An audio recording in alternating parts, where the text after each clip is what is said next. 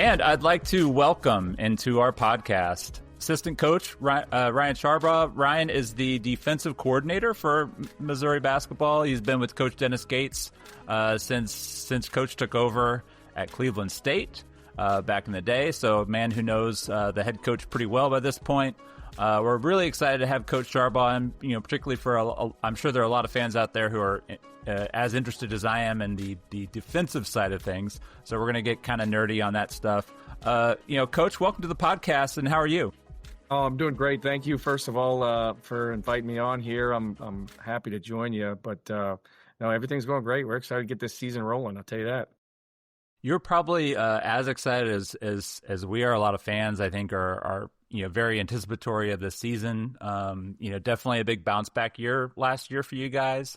Went into an off season, bringing back more production. I think than pretty much everybody in the SEC, which I know is kind of like a bit of a weird thing these days for teams to actually bring players back and not just have to start over new. Let's start by kind of talking about the summer. Like, overall, how has the summer been? How would you guys sort of like go about trying to replace, some of the production, big time production loss from Tamar Bates, Caleb Grill, a lot of seniors on the roster last year sort of helped you guys rebound. How did you go about sort of rebuilding what those guys provided for the team? Well, yeah, I'll tell you probably the biggest thing that we lost in Tamar and Caleb was their vocal leadership. They really understood the program, but they drove our culture. They drove both the system, offense and defense, daily in practice, and they never took a day off. And that's probably the biggest thing that was that we lost from them. Production, I think we can fill a little bit. I think Coach Gates did a terrific job in the portal. We dove in there. We've got a couple transfers we're really, really excited about. We're going to take some jumps in a few areas. We may take a step back in a couple areas as well, but at the end of the day, I think we balanced a lot of it out.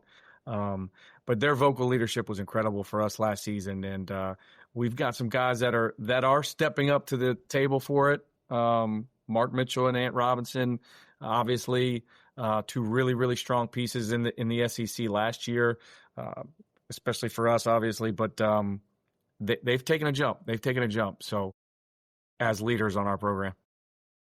Well, I think that's going to be important, particularly for those guys are such fixtures in the rotation last year, and obviously having a terrific year, breaking out kind of as a sophomore. Trent Pierce being a little bit kind of up and down, but also a guy when he was playing well, sort of elevated what everybody else was doing. And as far as like getting those guys, to find a level of consistency, particularly with the guys who are juniors now, Ant and Trent in particular. Now that they've been kind of through the battle of what it's like, and the grind of the SEC, starting in January and finishing up in early March, and getting through all that, what sort of lessons do you think they're able to kind of take, from that, still having kind of breakout years, but hopefully being able to kind of take another step? Yeah, it's really helpful to have some guys that have been in the system. It's really helpful, and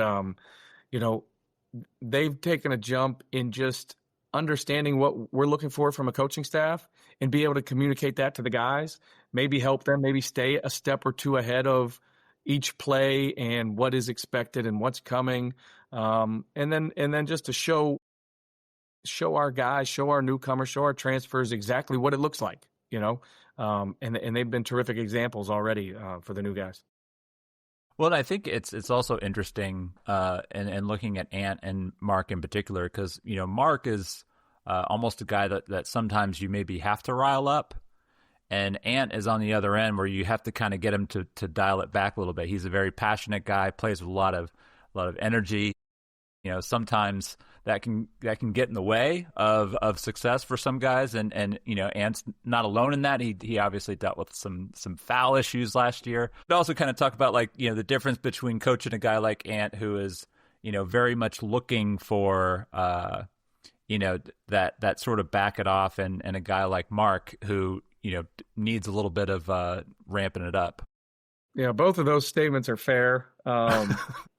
What I do believe is I do believe Ant's going to get a little more respect this year from the referees, and also his emotion drives us. I mean, we need it. We need the passion. I mean, that's something this team thrives off of.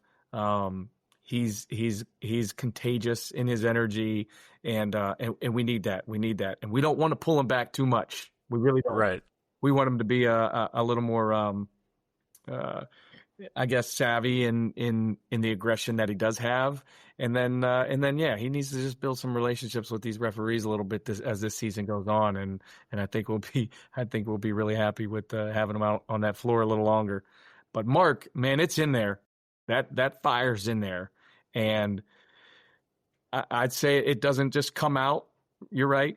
I mean, that's fair, but it is in there. And when he gets going, he can take it to a whole nother level. And so, yeah, that's something as a staff we're working and we're pushing each and every day. And he has taken a jump, though. He's taken a jump in that as a leader on the floor and as a passionate leader. So, well, and having a guy that's like already first team, all league, with still, more potential to sort of lift that ceiling even further is something that I think bodes well for Missouri fans and for you guys as a program, as far as what this team can achieve this season.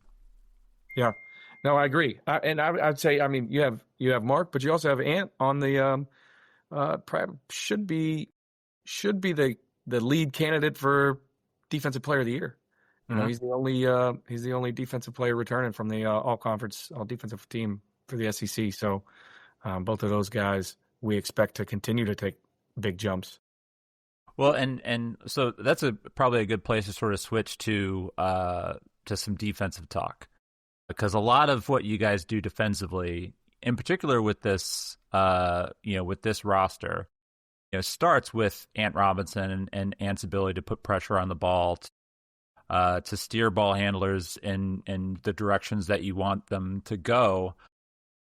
Like, as far as, the philosophy of, your extended pressure versus, pressure in the half court, how important is it, or has it been for you guys when you're, looking at a player's attributes to finding guys that are going to be able to, put, big time ball pressure on ball handlers? Yeah, it's huge. But also length in general matters. And I think you're going to see that in this roster probably for the first time that, we'll see where we land. I think we should be the biggest team in the country. I don't know who else is really going to maybe compete as far as the size goes, but it matters for us. That length, the ability to kind of shrink the floor with size, with wingspan, right? It matters for us. It helps us in any type of mistakes we make. It allows us to put immense pressure on the ball so that we have really good protection and rim protection behind us, and guys that can just kind of recover quickly. So that has been a focal point of our recruiting and building this roster.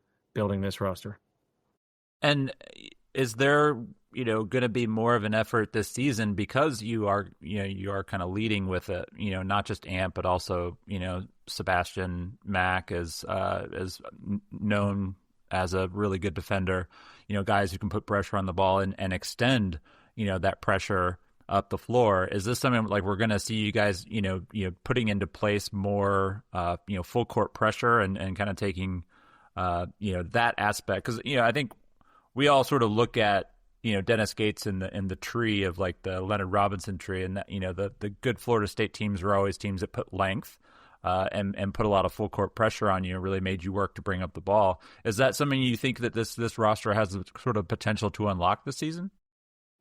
It does. That won't be the focal point of the defense, though. It won't just be a full court pressure and getting too extended. We're probably going to protect that paint and protect our rim a little more and make that more of a focal point. We're not going to lose too much of the on the line, up the line pressure in the passing lanes. We do want ball pressure. You will see that, but I don't think it'll come with a lot of chaos behind it. I do think protecting our paint kind of moves up the list as far as as far as our defensive philosophy this season. Well, and I think that maybe goes, hand in hand with what we saw was maybe more of a shift to using that 1-3-1 or sort of like the Ending amorphous 2-3. 2-3. That is Yeah. sort of like how I've described it, because it sort of looks like a 1-3-1 at times, but it sort of settles into like a 2-3, and there's different kinds of pressures. Like, is that one of the ways that you think you can really kind of take advantage of like the length that you have, and especially on the wing, and you're starting guys like Trent Pierce, you're making like making offenses throw the ball over like a 6'10" kid, and meanwhile you've got a back line like another 7-footer. It sort of makes just moving the ball side to side really a big challenge. You're right. I mean, it actually is it actually works as a complement to the man-to-man zone, because it still turns you over. I mean, you're still in passing lanes. It's not really a zone that's protecting the paint and packing it in, right? Like, it's difficult to swing the ball from sideline to sideline and get that ball down to the corner too. So what's kind of unique is year one we were, I think, second in the country in steals overall, behind a team that strictly ran the zone that we run. And so I just think that's a funny point, right? We finished second in steals behind a zone team. So we use that as a compliment. That's not necessarily to protect that paint as much. It kind of keeps our bigs down there, but at the same time, we still want to disrupt and turn you over. So, like, how does it work when you're attempting to to teach sort of like the differences in like how players are interpreting their job responsibilities or ball responsibilities, off ball responsibilities, when you're shifting from primarily a defense that I think a lot of people are familiar with is man to man, versus a zone, which is going to really switch up the way a player is approaching, like where they're supposed to be and what sort of area of the floor they're supposed to be defending. Yeah, no, there's a bit of a contrast with that. And just whether you're chest to the ball in the zone or you're chest to the man and you have a closed stance and you're on the line, right? In your man, but and that's just worked through reps and how we do and how we do in practice. But what I will say is, like, our defensive identity comes before what we do, okay? And that's like tough, physical, and disruptive. And we've brought that to the table last year, and we are going to double down on that this year. So we say TPD. If you hear that, if you see it anywhere, it is tough, physical, disruptive, and that's more about a disposition that we approach the floor with, whether we're in man, whether in the zone, whether full court, baseline. It doesn't matter what we're doing. We just want to be tough, physical, and disruptive. And so that's our philosophy at the end of the day as well. That's where the pressure comes from. We want to be really, really disruptive in what we do. And then how we do it, that comes secondary, right? That comes very much secondary. So when we can talk about ball screen coverages, and we can talk about whether we're switching 1 through 5 or hard hedging, whatever it is, there's got to be some disruptiveness in it. There's got to be some physicality to it. And then the toughness is just, that's part of Dennis Gates and who he is and what he embodies. And so, we like to let that spill over to our players on the court. So when it comes to, like, the approach within zone, are there certain types of shots that you are like looking to force the other team into taking? Sections of the floor, like, is that vary team by team and scout by scout, or is it sort of like you're basing it in generalities to kind of keep the players I guess easier to teach, like, this is what we're kind of trying to get out of it? I mean, obviously the best end result is going to be a turnover, no shot at the rim, and hopefully a live ball steal, but in general, like, are there things that you're trying to funnel in, the other team into doing, when you're kind of switching up the defenses? Well, I think even before shot selection, we want to break up their rhythm. We want to break up their approach. We want to break up the coach's play calling, right? We want to throw some curveballs. We want to just freeze them a little bit. just to kind of stall out an offense and not let them get the rhythm they have, whether it's their screens and cuts and whatever they're doing from a man-to-man perspective. Then we want to throw a zone at them, and we want to first and foremost just disrupt rhythm, right? Disrupt rhythm, disrupt play calling. Maybe they're still getting the same shot selection, but they're doing it a little bit differently. The defense looks a little different. Everything's just a little bit different. It's just a slight curveball. It still could be a strike, right? But it's just coming at you a little bit differently. Now, ultimately, when you want to talk the analytics and shot selection, we still want to take away threes when we're in that zone, right? Typically, zones are like, pack that thing in and just chuck as many threes as you can. We still want to take away threes, we still want to take away threes. We definitely want to take away corner threes. We never want that ball going to the corner. And we are okay with those high post catches, and to where we have a center with some length that can contest those mid-range looks. And that's the ultimate goal, I think, when you talk about our zone and what shots you're looking to give up, right? What are you giving up? And on top of that, I also think, having ball hawking guards, like Ant and hopefully kind of Seb kind of falls into that, but guys who can dig down on that high post and put pressure from the backside. We saw that. I think, one of the keys to the win over Kansas last year was, like Hunter Dickinson was never comfortable the moment he caught the ball. And a lot of that was just, backside pressure from the guards, just digging the ball, out of his hands. Yeah. Yeah. No, I agree with that. I think that was huge. I don't know how much zone we played at Kansas, but there was a big emphasis on we'll call it choke and dig, to being able to choke the post out and then dig it when he puts it on the floor. And so, but he was a huge key to that victory. So, moving on a little bit to to sort of baseline out of bounds and sideline out of bounds, and sort of the approach, the baseline. I've noticed that, the team seems to, switch up looks. Sometimes you'll be pretty consistent in starting in a zone and kind of fan out to a man. Is there is that also more just depending on the team and what you're kind of expecting them to run and kind of where you want the ball to be inbounded to? For that baseline out of bounds, we're probably 90% or more in that 1-3-1 slanted zone, and we call it deep. And Coach Gates, we've run it. This will be year 7. I mean, we run it every year, and again, it's just a disruptive defense. It's something that's really, really unique. So, like when we talk about TPD and tough physical disruptive, that's part of it. And what we say is it's a 1-3-1 physical grid. So we are chucking cutters. We're bumping them as we don't want anyone cutting freely. That's whether we're in man zone, baseline out of bounds. We want to really be physical with any type of cutter that comes through. But it's a corner trap every time that ball goes to the corner. And it's just a very, very unique defense that a lot of teams don't see. Now, there's going to be more and more teams running it. I've already heard a few. We've been talked to by a few other coaches about them maybe implementing it or something along those lines. But the kicker with that is it's hard to prepare for. So if you've got a 2-day prep, I mean, you have to put in something very specific to play against it. And then even that, it's hard for your team to simulate exactly what we're doing on the defensive side of the ball with some accuracy. And so, look, if you do win the game, or if you do win the baseline out of bounds battle, you're probably not going to win the game because you probably didn't prepare enough on the man in the man-to-man offense, your defense. You spent an hour and a half over 2 practices working on baseline out of bounds offense, right? But it's also an energy giver for us, that baseline's out of bounds defense.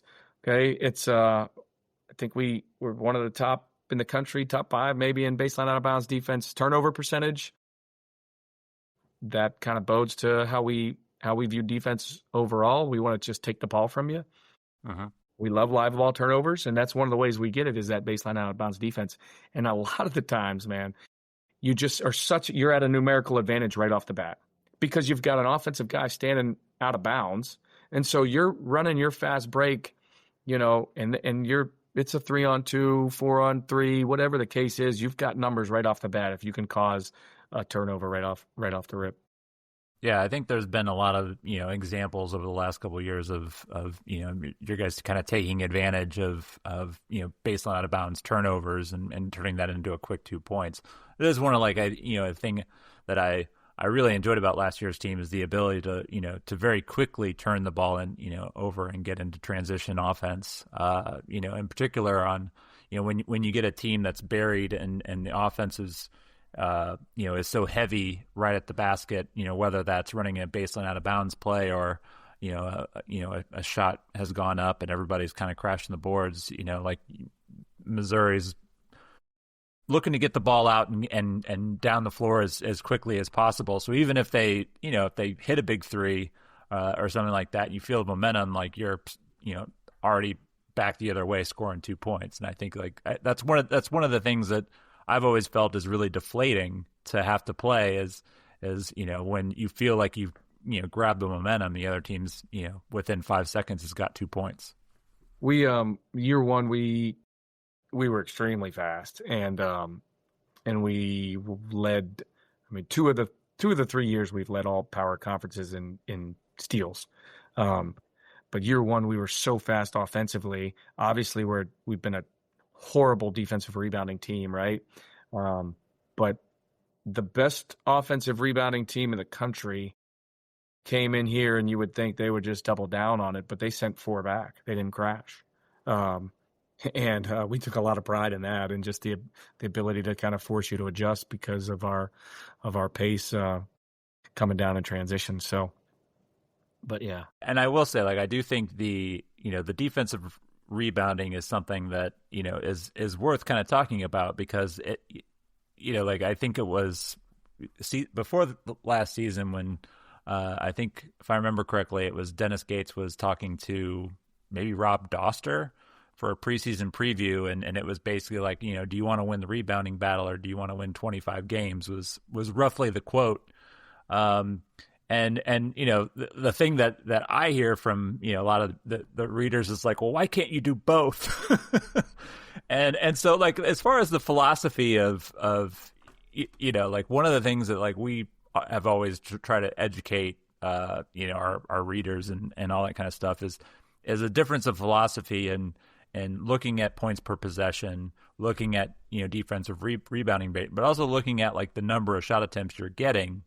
And if you're taking the ball away, then that's not a shot attempt that you're getting. And Missouri has always been really good at that.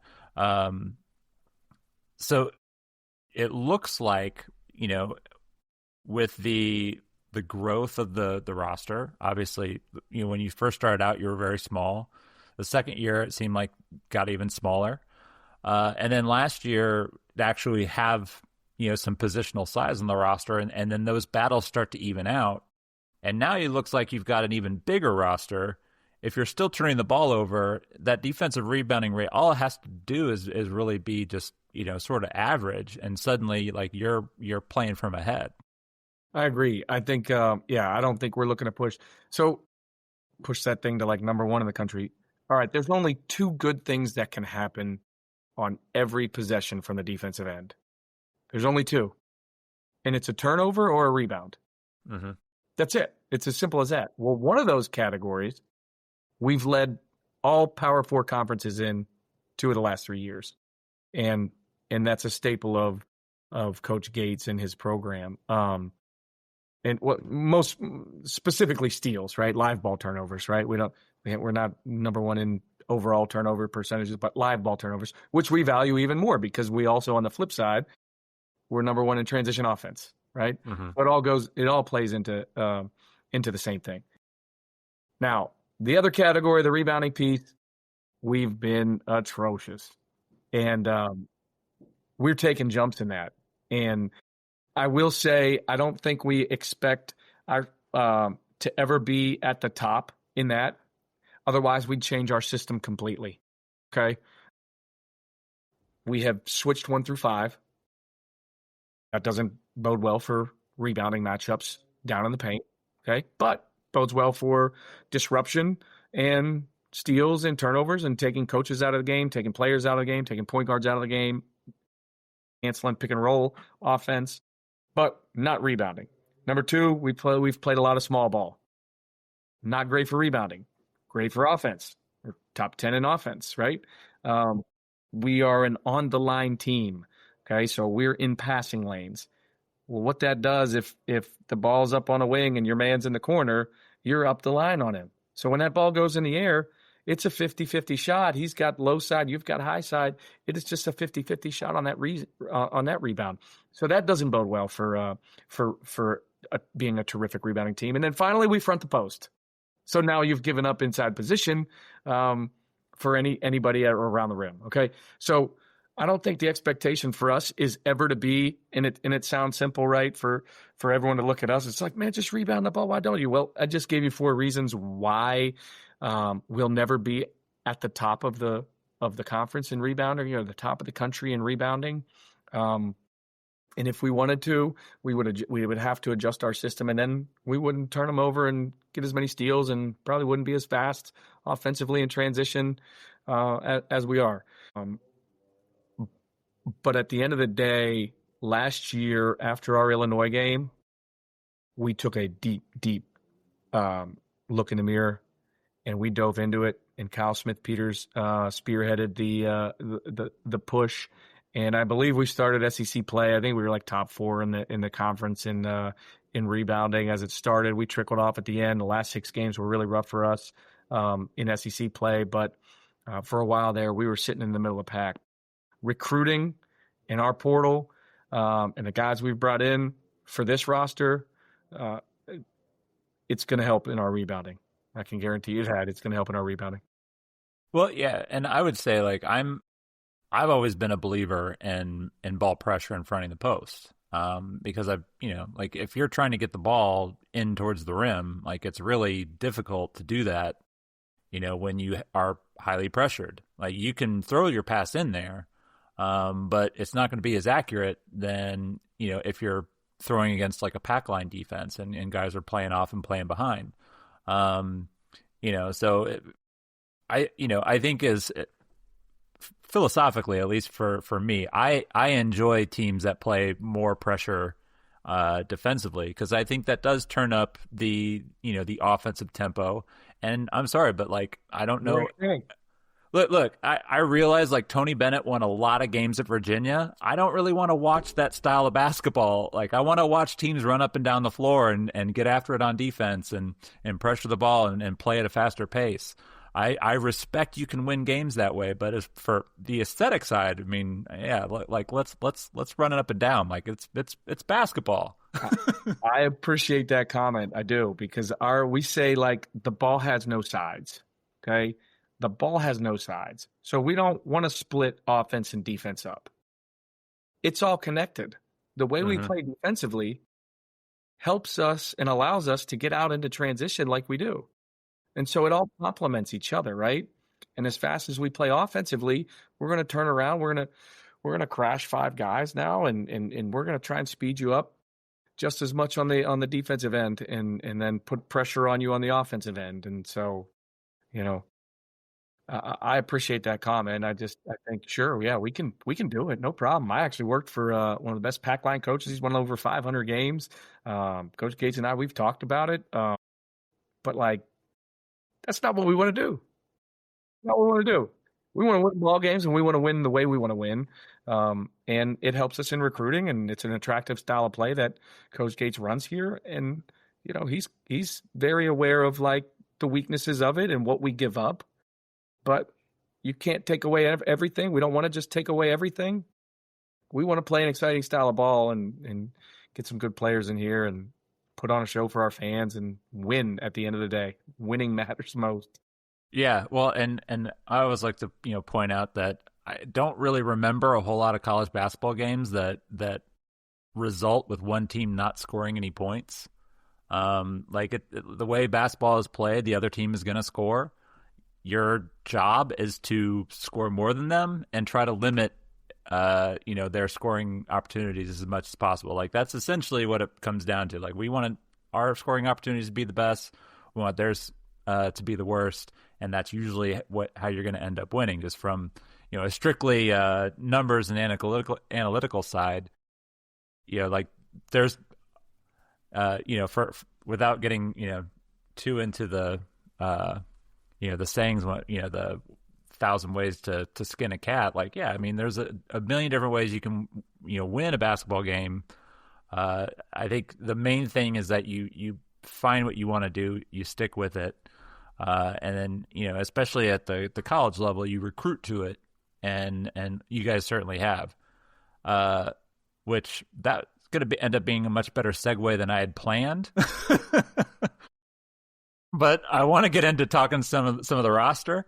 And the recruiting that you guys have done the last few years has been, really terrific. I am always appreciator of, like if you can find a guy who is in that sort of like, 80 to 150 range in the composite rankings, that end up being a super high quality college player. You've done that in Ant. I also think that, like being able to recruit guys who are going to be in your program for multiple years. We have data on our own site that says that those players, when they play multiple years with your staff, you guys get a lot out of those guys. I think Tamar Bates and Caleb Grill last year, great examples of that. Both Ant and Trent jumping out as sophomores is another example of that. And I think a lot of fans at this point are going to come to expect that the longer guys are in the program, the more likely they are to have success. And so this year, y'all have 14 players in the roster. No walk-ons this year? None? Yeah, as I said, I haven't seen any added, but I've had a few in the past. Just figured I'd cover that.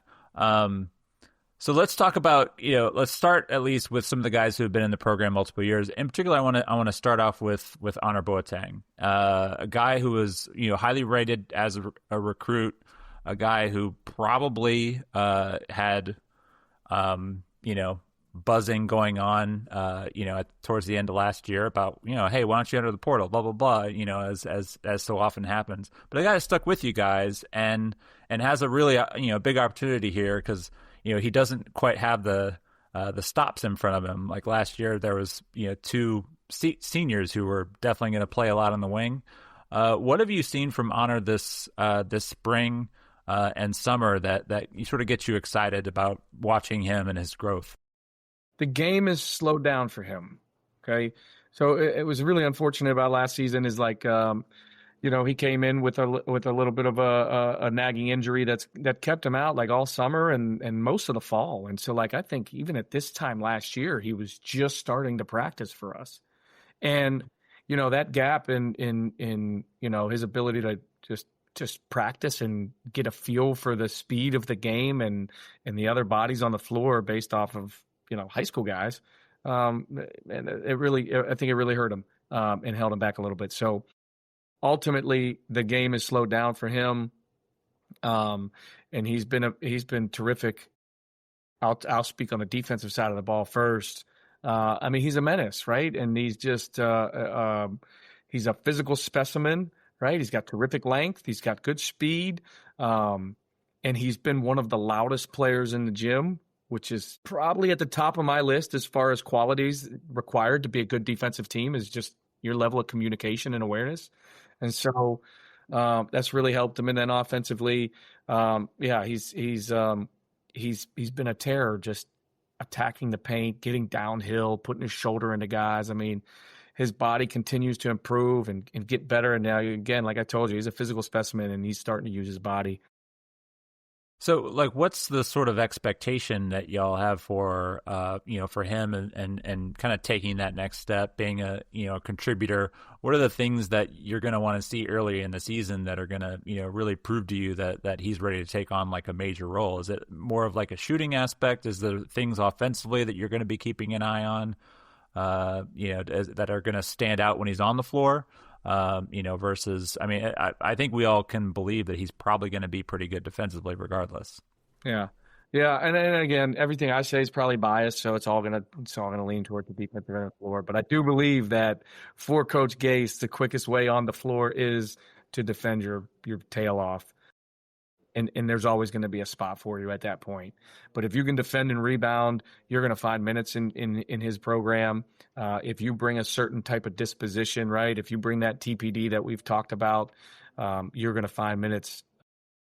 You're going to find minutes playing for Coach Gates, and he values that, right? A lot of what we do offensively, our number one strength is transition. He excels there. There's no problem there. I think offensive rebounding is going to need to be a huge piece for him this year, and just his ability to run violent routes, to attack the glass, and then utilize his body and his physicality on the offensive side of the floor. If he's seeing that, he's going to be a big impact for us. Well, then the next guy I really want to touch on, and a guy that I'm excited to see this year is I mean, obviously I'm excited to see everybody, but I'm really looking forward to T.O. Barrett. I loved watching T.O. play in high school. Like, his tenacity on defense is, something that I don't think a lot of players understand at that age, how to play with that level of intensity. I thought he would have a pretty smooth transition to college basketball because he had already understood the intensity side of things. I did think last year that when he was on the floor, he often played really well, but there was still a lot of decision making that he needs to kind of clean up. What are the areas that you've also seen from T.O. this offseason that have stood out for you? Yeah, you got a good eye. I can tell you that. You've got a really good eye. T.O. has been terrific this summer, this offseason, in his preparation. Don't be shocked if he gives us a Ant Robinson type jump, freshman to sophomore year. I think he's working towards that. I think he's kind of earning that jump, that ability to step in and make the jump. Now, again, last year he got on the floor defensively, right? His closeout versus Walter Clayton at Florida was kind of was a pivotal moment for him, and so that's continued. Taking care of the ball, turnovers are going to be big for him, as far as making that jump for us. But I mean, that's if he cleans that up, he's really hard to stay in front of. There's not too many guys that can defend him and keep him in front. He's been terrific in ball screens. He's terrific in transition. He is a leader on the defensive end of the floor, and we're really excited about T.O. as well. How's the shooting coming along? Really well. It is really well. Yeah. I don't think you're going to be able to just dare him to shoot at all. And he's putting a lot of time into it, and he's worked with Coach Gates one-on-one. And, I walked into the gym one day a little while ago, and I just said, "Hey, man, what are you doing there? Where'd you get that at?" He's like, "Man, Coach Gates." I was like, "Oh, really?" And, yeah, I mean, it looked really good. So confidence is going to be huge for that at the end of the day, because what he's doing looks really good. The reps that he's putting in looks really good. And so as long as he's continuing to gain confidence there, no problem. Yeah, I think I always liked the way the ball came off his fingers from the free throw line. So I always, thought it shouldn't be too much for him to extend that. And I think that's usually, one of the things that most people look at, like, how's he look shooting free throws? Even if, like, he wasn't always as accurate, like, it's coming off your fingers good, which usually means you just need to get in the gym more, get a few more shots up. True. No, it's true. I think you're accurate. And then shot selection is going to matter for, like, for shooting. I mean, shot selection always matters for shooting. I mean, if you want you want the ball to go in, make sure you take a really, really high quality shot that's not contested and you're on balance. And, is it off the dribble or is it catch and shoot? Like, what? I mean, all of that goes into play. So, and Coach Klein does a good job on that. I think, we talked to Klein last year. I think about, like, I love the phrase, like, we shoot strikes, which I can't remember if that was him or, Gates or somebody on a broadcast that said Gates said it, but I just love that phrase. It's just like, if your feet are set and the ball's in your shooting pocket, like, take the shot. Yeah, like, let's not mess around. I really like that phraseology. Yeah. So next on our list is the other sophomore, even though he's technically a redshirt freshman. I know Trent Burns had the foot surgery. Was that a stress fracture, I think, to correct that? Is he back to practicing or still on the outside? Are you going to withhold on that? You can say we're going to withhold. I'll probably withhold on that. I don't know whether okay. here or not. I'll be honest with him, but so let's talk about Trent pre-season then, or pre-surgery, and sort of like what you were seeing from him. Obviously, like the size, the length is a big factor. A guy, there aren't many 7'5" guys, particularly who can move, that are walking through college basketball. So Trent being ready to contribute, are you guys kind of expecting a similar jump that we're hoping for Honor and Tio to see kind of him on the floor and really impacting the game? Yes, definitely. He is scary. I mean, he's just scary. Some of the stuff we see him do, I mean, we walk out of the gym or walk out of practice just like, I mean, baffled. And it's just like, how is that possible? Last year was terrific for him. He put on 40 pounds and had zero increase in his body fat percentage. Wow. And it's a shame because it's just like, you can't, it's even hard to tell that you and I put on 40 pounds, no offense. Someone's going to see it, but like it's just got limbs and arms and legs for days that just, you couldn't even tell he put on 40 pounds, right? But he did. And that was step one, to be honest with you, to step on the court and have some production. That's the only weakness, right? Is, hey, can someone just, no one's taller than you. No one can jump, reach what you can reach, but can they push you around a little bit? And so that's been huge for him. And it has allowed him to really look good in this offseason, in this summer, in the prep into where we are now. And yes, we absolutely have some expectations for Trent Burns to come in and be productive for us. I mean, and it's just nice having guys that have been in the system, right? Like, even though he kind of watched from a distance last year, he knows what's going on, and that's valuable. So yeah, still being a practice participant and being able to sort of understand what the coaches are going to, because that is something that does take a lot of players a little bit of time to learn the interpretation side of it. So I think that's advantage. And like he's extremely skilled. He shoots it well. He passes it well. He makes good reads. Offensively, defensively, he's versatile. He's not just like, he's got to sit back and drop coverage and park his butt underneath the rim. No, I mean, he can get up. He can hard edge ball screens. He can drop coverage. Like he can switch emergency if he needs to for 15 seconds or whatever, or one possession. It doesn't matter. So he's got a ton of versatility on both ends of the floor, and we're excited for him. Yeah, I'm excited to see what he looks like on the floor as well. I think of all the additions in that freshman class, last year he was the one that really kind of stood out to me as maybe being the most exciting to sort of see how it all comes, or not how it all comes together, but if it all comes together and like what he could be like that. I think that's exactly the kind of guy that maybe like a fully formed Connor Vanover, like a couple of years ago, and I think like that's part of it. Yeah, no, you get a couple years, like you said it earlier. I mean, just the retention, you get a couple guys that have been in the system it's really, really valuable. And so we've been able to be with him now. I mean, it's a year and a half at this point. So, I think I'm expecting some good things. Well, in year two for Jacob Cruz also. I don't want to forget about our only super senior, Jacob Cruz, one of our guy that writes for our site. Matt Watkins always, he calls him my little brother because I'm also about 6'6" and was known for 3-point shooting back in the day. I didn't quite have the tattoo art that that's gonna be my next question. Yeah, I do now, but yeah, Okay, like well, at the yeah, that's it. yeah, when I was like 20, yeah, what's he, 22, 23? Yeah, I didn't get any of that going just yet. But Cruz obviously like one of the things that I think we preached was it does take guys who are transitioning from a lower level, and him, and also transitioning from junior college, 2 years ago. It usually takes those guys a little bit of time to kind of get going.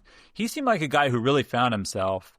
Once about the time SEC play hit, maybe a little bit before that, and really kind of found his stride. He looked like the kind of player that we sort of expected to see earlier in the season. Like as Cruz kind of taking another step forward and being the kind of complete player, are people right in making their comparison to hoping that he could maybe kind of be a similar guy to what Caleb Grill provided last year?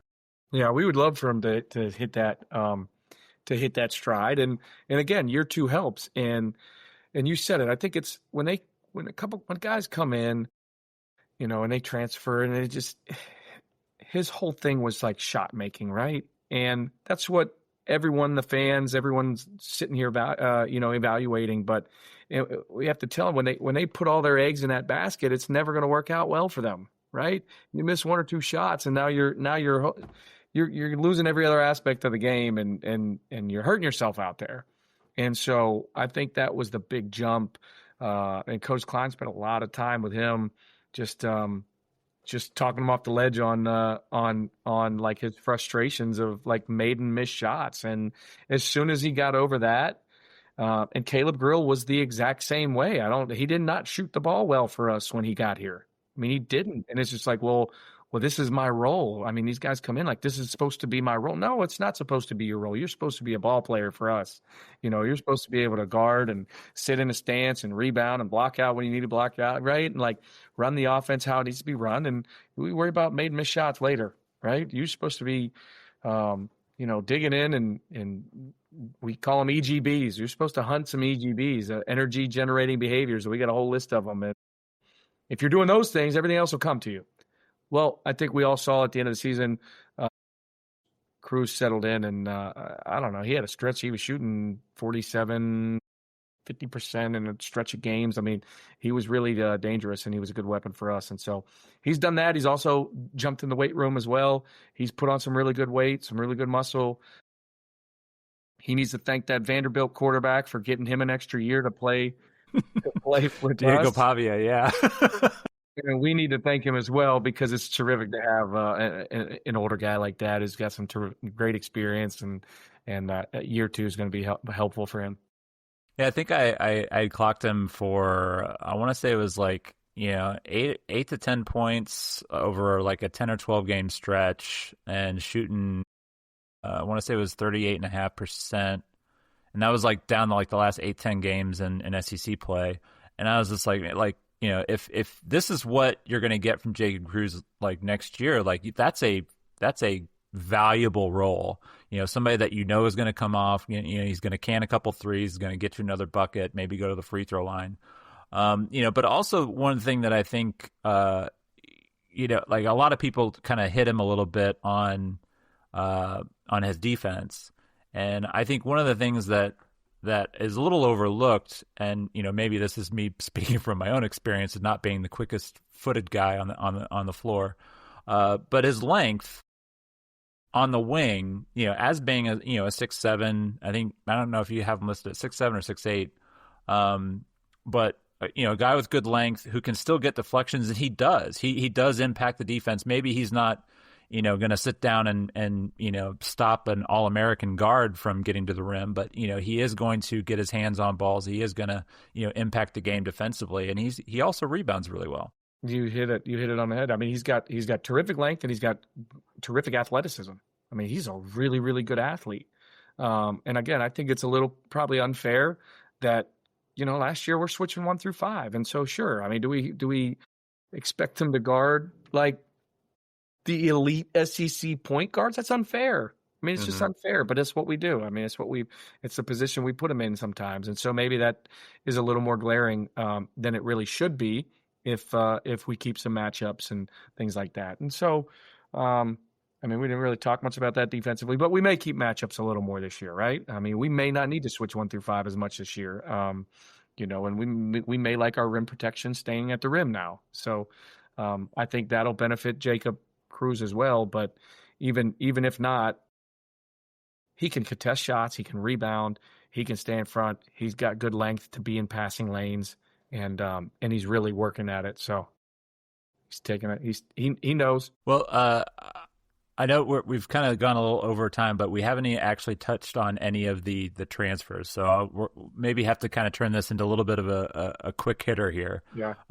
But the first one, like we did talk a little bit about Sebastian Mack and sort of what he brings. I think a lot of people are expecting a pretty large role from him starting out. What have you seen from Sebastian and sort of his implementation into the roster and the lineup so far? He is an ultra competitor. And so seamlessly he stepped into this program with Dennis Gates and just brought in a tenacity on both ends of the floor. Like he's got really, really quick hands.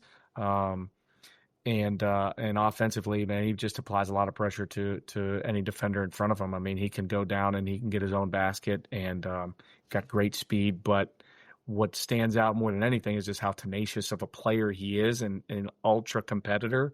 And it's funny because it's just, I think Coach Gates, and again, I know you wanted this to be a quick hitter, but I have to mention this. We can go as long as you need, Coach. Such a great job of just like, I think there's a couple things as far as the roster goes. I think development is huge for us. I think recruitment is extremely important, but he recruits the guys we have on the roster first, right? And so that's why you mentioned something about honor, maybe leave it or not. But the last point I want to make is the environment that he builds here. And so sometimes just a change of environment is all it takes. And I think Sebastian, we're going to see that just a change of environment, just playing for Dennis Gates in this system, in this program, the relationship he has with Coach Gates, and that he is going to continue to grow with Coach Gates, is going to allow Sebastian to be, a really, really strong player for us. Well, the next player that I think and maybe I'm not the only one who's noticed this, but it seems like there's one transfer who has hit the Mizzou social media maybe more so than anybody else, and that is Sean Phillips. And maybe it's just because that dude dunks the ball a lot, but there have been a lot of clips of him, all off season dunking the ball a lot, and so I want to kind of talk about him because if you believe in kind of some of the different analytics sites. He is one of the least valuable guys per EvanMia.com's BPR, which is the Bayesian performance rating, which is supposed to measure both offensive defense. Most of his hit was on the defensive end, but there's no doubt that Sean is a incredibly talented player. So what are the things that you guys are looking to do with Sean as far as the approach to the game, how he's able to sort of keep that impact and really be able to hit both sides of the floor? We haven't had a player like him, and I don't know where he came from. It's a shame we haven't had him more than just this year. But it was Arizona State, by the way. Yeah, yeah.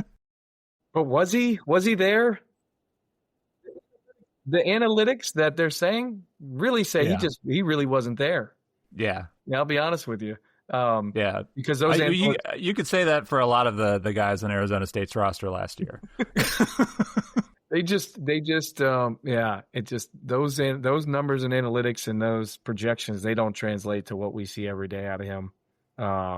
And he's got a passion, and he's got an energy on that floor, and he is the loudest person in the gym. I gave Honor a lot of credit, but he is the loudest person in the gym.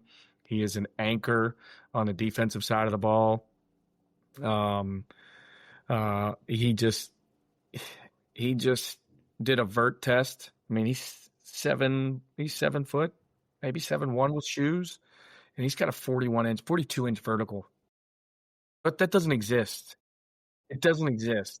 Yeah. And so he's got some really special attributes and communicates at a high level, and he's extremely physical. And so everything that he has translates really well to what we want to do offensively and defensively. He doesn't get enough credit for how good of a passer he is.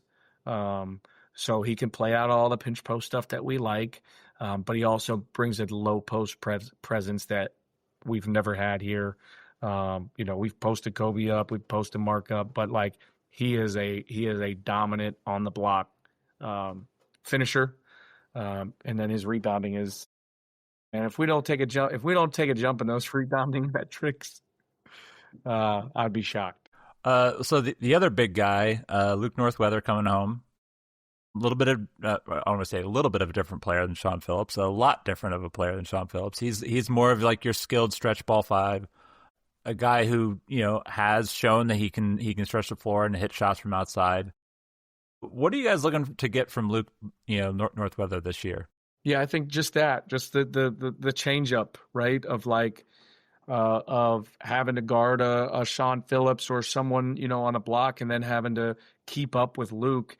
He's nonstop on the floor on the offensive end as well. Like he's nonstop. He doesn't just go park it in the corner and hit some shots. He's involved in actions. He's creating actions nonstop, whether he's pick and popping or short rolling or just cutting off the ball. So he's been really impressive for us, and we're glad to have him home. Yeah, and coming back home, he is a Missouri kid, and another Missouri kid, Javon Porter. Obviously, I don't think there are many people that are watching this who are going to need an explainer on who Javon Porter is. How excited were you guys to be able to bring Javon back into the fold? Forget excitement. We're angry we haven't had him for the other 3 years. I don't think he'd be here if we had him for more than 1 year. But I think he'd be at the next level. He's been really, really impressive for us. And the way he's approached practice every day. He's been leading us in rebounding. He's an excellent shot maker.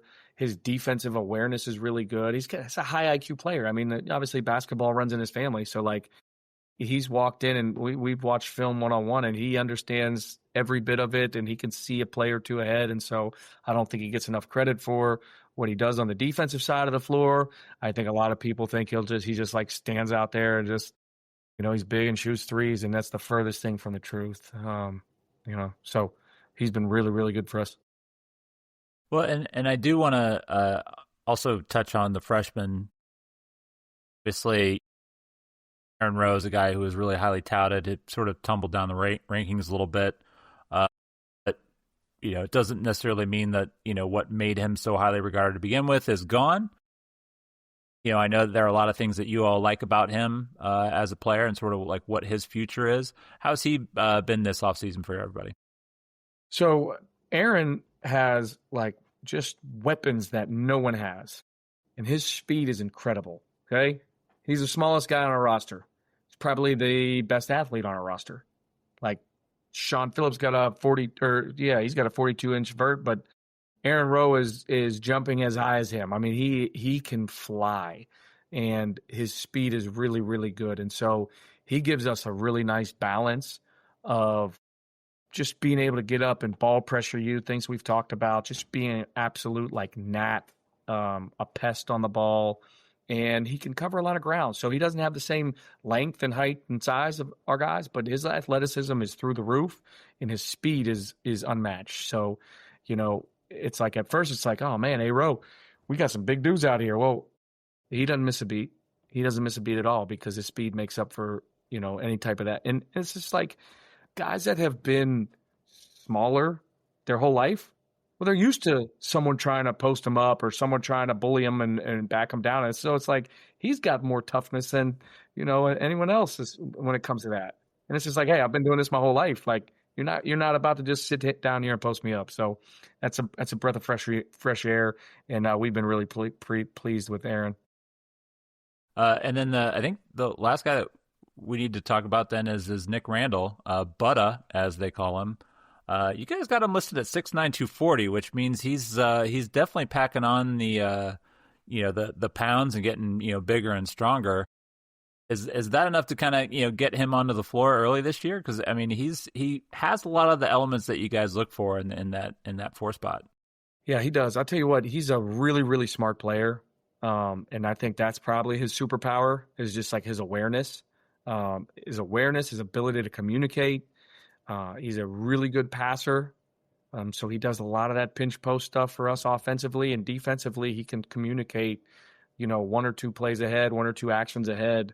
And so I think we might need to adjust the weight a little bit. He's been grinding, and he may have trimmed down a little bit as well. But coming out of Ashawn, he's been really, really well coached. I mean, he slid over after like 3 state championships and went to AZ Compass to change it up a little bit as well. So he's got a lot of good coaching and seen some good competition too. So he's been pretty seamless in coming on. But we do have one more guy to add to the mix. Who did I miss? Jaden Stone. Oh yeah, Jaden. I did skip over him in the transfers. I had it sorted by year, and I think I just missed him. Jaden Stone. There are a lot of questions about Jaden because he's a guy that is sort of like this mystery box because he didn't play last year. Yeah. And he was on a really horrible team the year before and put up great numbers there. So what could we expect from Jaden? He's a dark horse. He is that because he's the unknown man. He's the masked man. Like no one really knows what he's really about. They've seen some good numbers from him on an offensive on a bad team, but at the end of the day, I think he gives us a level of energy on the floor that like is similar to how hard Caleb Grill played. His cutting ability, what he does on the defensive side of the floor, flying around. He was known at 2 stops ago at Detroit for, scoring the ball and just a microwave scorer. And he can do that. But he can do a lot more than that. I mean, he's just one of the most active players we have. And he has come in, I think with a major chip on his shoulder to kind of show the world that and kind of show the world who he really is. Because like you said, no one really knows. And I think he understands that. And so he has kind of brought that mindset, and his activity levels has been terrific for us. Well, Coach, I appreciate you kind of going through everybody there. I know, when we were setting this up, I was sort of shooting for about 45 minutes. We're about 20 past that. But I'm also partially to blame because, once you get me talking about hoops, man, it's hard to stop. It's. No, it was good. It was. I'm glad. I'm glad we needed to touch on everyone. We're really high on our roster this year. We think we'll take a jump defensively. We really do. Maybe the perimeter shooting that Grill and Bates brought isn't quite to that level. I mean, we were really strong from that 3-point line last year, but I think you're going to see a lot more power out of us and a lot more of a paint presence. Protecting it on the defensive end, but also assaulting it on the offensive end of the floors.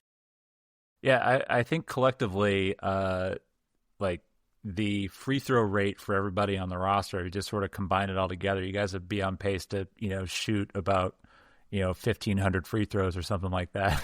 It's I think we actually did the math and figured it out, and whatever it is, it's an absurd number. So I think if you're looking for easy ways to score, I think there's fewer easier ways than transition opportunities and opportunities at the free throw line, provided you're sending good free throw shooters.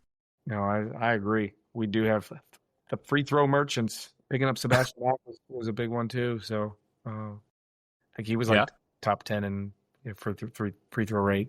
So Seb Mack, Ant was also Mark, and Jacob Cruz, low key, good at drawing fouls. Javon Porter drew fouls.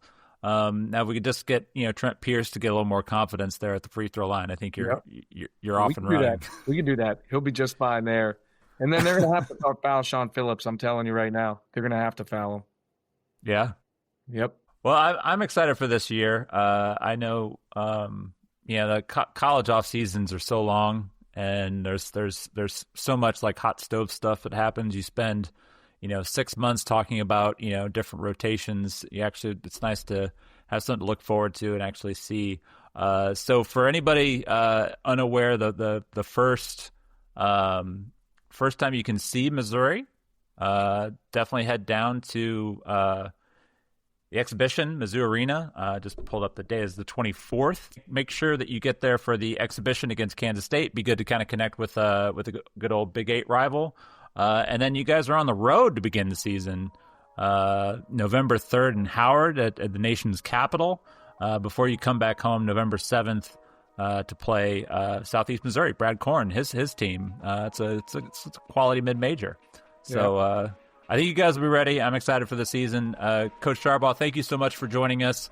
And we'll be watching keenly all season long. Well, I hope you can make it back for a practice too. I mean, that'd be great to have you guys bring your crew, and thanks for inviting me on. This was a blast. So love talking ball. Yeah, anytime. Thank you, everyone, for tuning in to Rock M Radio, a proud partner of Fans First Sports Network. Rock M Radio is the official podcast network of Rock M Plus, a new and exciting subscription service provided by me and the other voices of Rock M Radio. Please take a few moments to head over to rockm.plus and sign up for an account today. The cost is only $5 a month, and benefits include access to our live podcast, a subscriber-only message board, weekly newsletters, and more. If you enjoyed this episode of Rock M Radio and would like to see more just like it beamed directly into your personal device, make sure to click the subscribe button below and tell your friends. Our podcast feed is available through the Apple Podcast app for iPhone, Google Podcast app for Android, whatever app you listen to your podcast. You can also find Rock M Radio on Spotify. If you're looking for a podcast about your favorite team that is not Missouri Tigers, Fan First Sports Network is your answer. A full podcast network loaded with the team-specific podcasts covering Major League Baseball, the NFL, NHL, NBA, MLS, and more. And we'll be back with more episodes of Rock M Radio coming to you soon.